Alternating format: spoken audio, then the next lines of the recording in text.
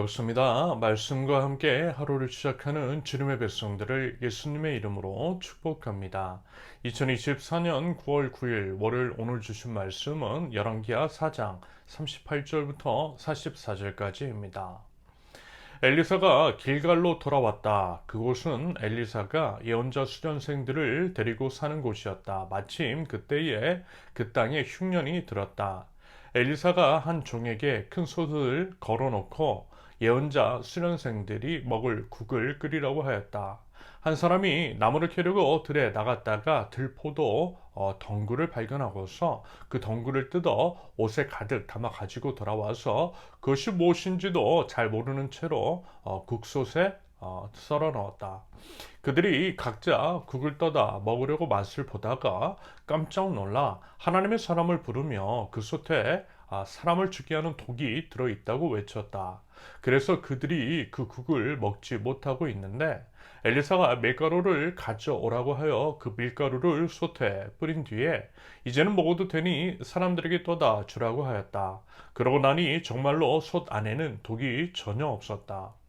어떤 사람이 바알 살리사에서 왔다. 그런데 맨 먼저 거둔 보리로 만든 보리빵 20덩이와 자루에 가득 담은 핵곡식을 하나님의 사람에게 가지고 왔다.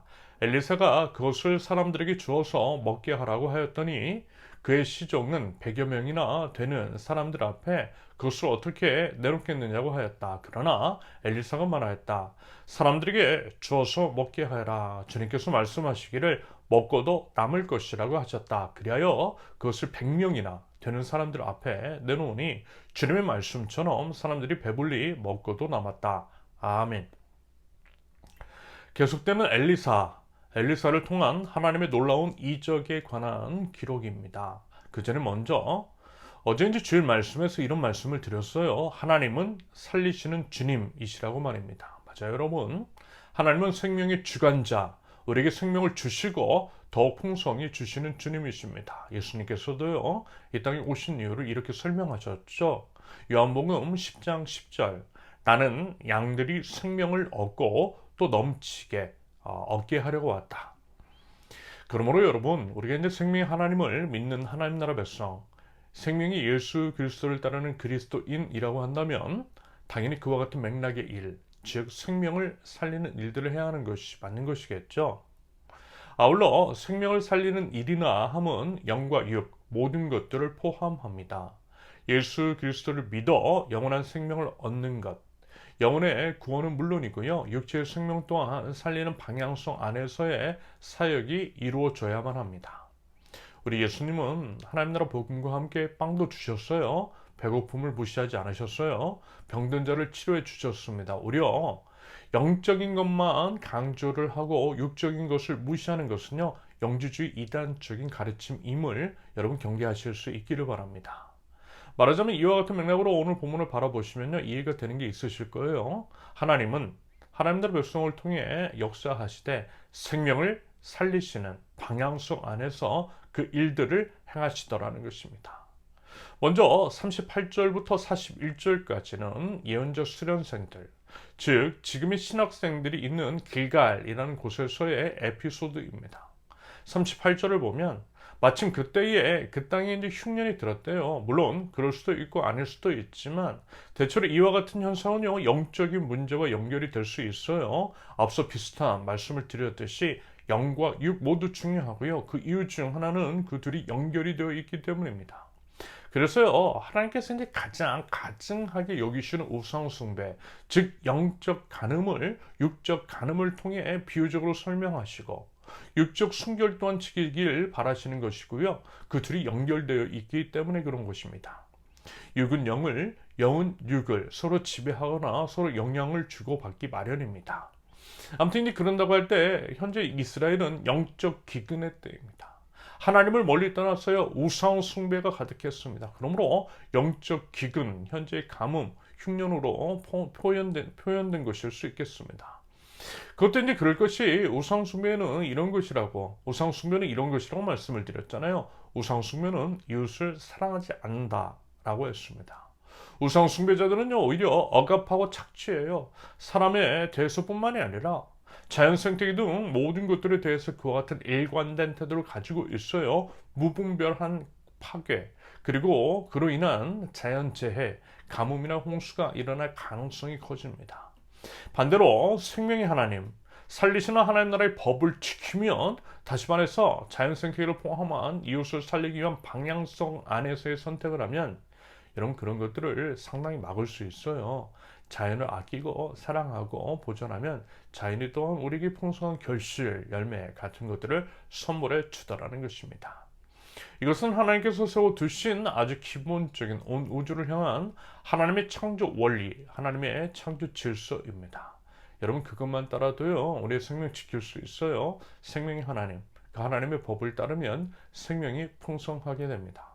그래서 이제 결국 지금의 흉년은 영적인 문제이고, 그것을 통해 우상 숭배의 죄악을 바라보는 것, 그 죄를 회개하고 돌아오는 것이 엘리사 시대 때의 모든 이들이 행해야 할 마땅한 삶의 태도인 것입니다.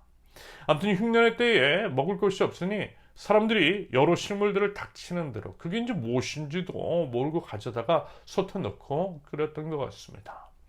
저는 이제 사실 경험한 적은 없는데요. 저희 부모님께서 아주 어리셨을 때, 혹은 저 조부모님 시절에 먹을 것이 없어서 나무 껍질 같은 것들을 벗겨서 드셨대요. 그런 이야기를 들은 적이 있는데요. 말하자면 이와 같은 상황인 것 같습니다.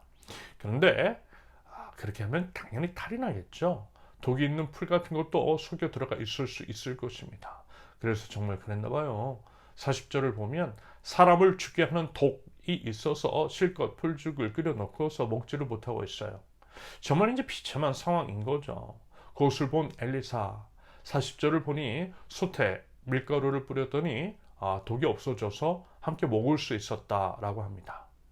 이 본문은 무슨 독인지, 왜 밀가루를 넣었더니 독이 사라졌는지, 이런 그런 것들이 아니라요, 이 안에 담긴 본질적인 의미들, 예를 들면 우상 숭배라고 하는 죄악으로 인한 영적 기근이 흉년으로 이어지더라는 것, 하나님 없이 살 때 그와 같은 비참한 상황이 벌어지더라는 것과, 그럼에도 하나님께서 돌보셔서 먹이고 살리시더라는 것에 초점을 맞춰서 보시면 되겠습니다. 이어서 42절의 이하의 내용도 똑같아요. 어떤 사람이 엘리사에게 보리빵 20덩이와 햇꽃을 드렸을 때에 마치 신약 성경에서 오병이어의 기적과 같은 놀라운 일이 일어난 것도요, 이와 같은 식으로 해석하면 되는 것입니다. 생명의 하나님, 우리를 살리시는 주님이라는 관점에서 바라보면 된다라는 거예요. 그러면서 이 말씀을 이렇게 적용시켜 볼 수 있기를 바랍니다. 두차 말씀을 드렸던 내용이죠. 우리는 하나님 나라 백성, 하나님 나라 백성이라면 우리를 통해 하나님의 크신 일, 생명을 살리는 일이 일어나게 함으로써 우리를 통해 하나님이 드러나게 하시고 하나님의 나라가 세워지게 하는 것이 맞는 것입니다. 이것이 우리의 사명인 거죠. 그런다고 할 때 여러분, 우리가 뭘 할 수 있을까요? 특별히 지금 이 시대 2024년을 살아가는 우리들이 하나님 나라 백성으로서 해야 할 일이 뭐가 있겠느냐라는 것입니다. 생각하면 보면요, 여러분 적지 않아요. 생각을 하지 않고 실천하지 않아서 그렇지 생각해 보면 많이 있습니다. 하지만 그래서 우리 이제 한번 생각해 보자라는 거예요. 그러기 위해서 우리 이웃들을 한번 돌아보자라는 것입니다. 이래저래 어렵다라고 하죠. 우리가 이제 살고 있는 우물을 벗어나서 세상을 돌아보면요, 우리 이웃들을 살펴보면요, 우리의 다른 어려운 삶을 살고 있는 이들이 있어요. 여러분 그들을 돕자라는 것입니다. 하나님께서 주신 것들을 통해서 먹이고 살리고 입히자라는 거예요. 인간으로서 누려야 할 기본적인 권리를 보장해 주자라는 것입니다. 밥값을 아껴야만 하기 때문에 배고픈 사람 있을 수 있어요. 늘 편의점에서 먹어야 하는 사람이 있을 수 있어요. 그런 사람들에게 건강한 밥 한 끼 사주는 것, 저는 이것이 바로 사람을 살리는 일이라고 생각합니다. 비록 밥 한 끼이지만 그 안에서 사랑과 정을 경험하고 살아갈 힘을 얻을 수 있기 때문입니다. 바라기는 살리시는 우리 주님을 따라서요, 우리 주변 이웃들을 돕고 살릴 줄 아는 하나님 나라 백성들, 저와 여러분들 모두 되실 수 있기를 예수님의 이름으로 축원합니다. 함께 기도합니다.